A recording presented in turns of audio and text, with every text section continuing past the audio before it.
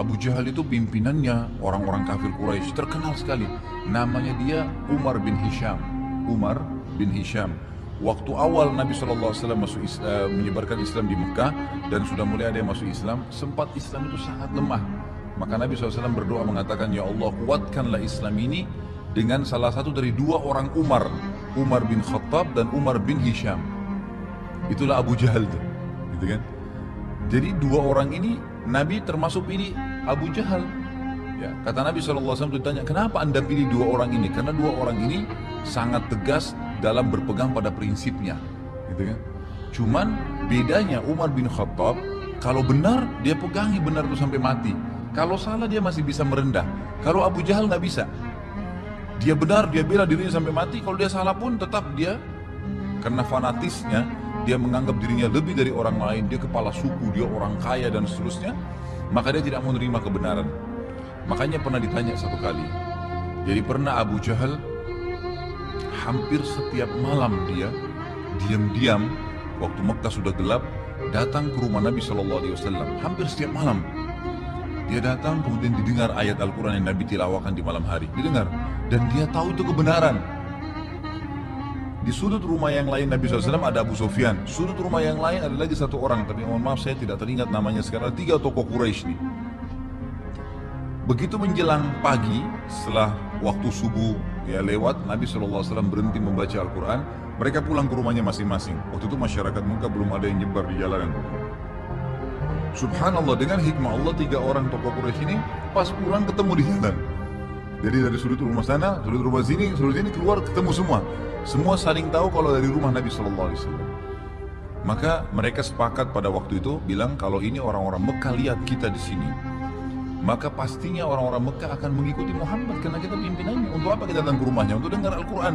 Berarti kita anggap itu benar. Kan gitu. Baik, kita sepakat ya, nggak boleh lagi ada yang datang besok. Baik.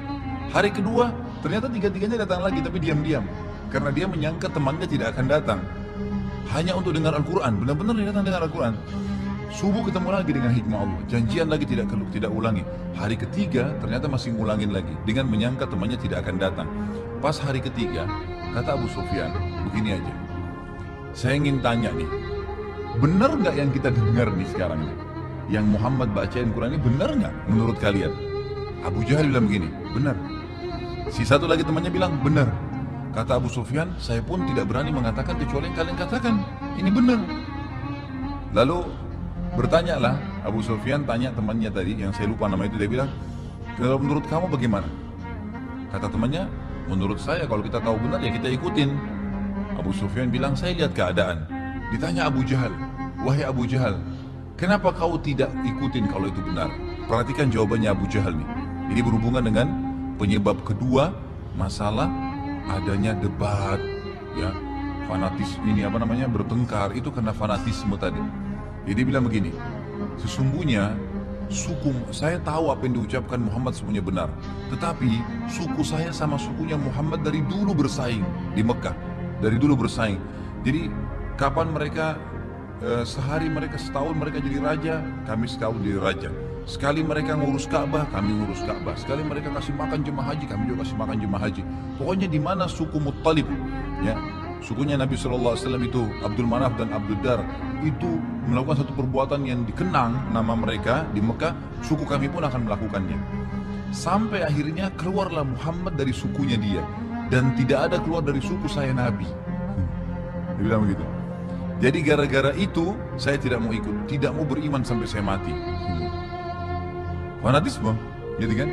Dan semenjak dia hidup, terus dia debatin Nabi SAW, terus dia ajak Nabi berbantah-bantahan, terus dia terus ribut dengan Nabi. Gitu. Padahal dia tahu ini kebenaran, karena fanatisme tadi. Makanya fanatisme dalam Islam ini kata Nabi SAW, da'ha fa innaha mumtinah. Tinggalkan karena itu akan memusnahkan kalian.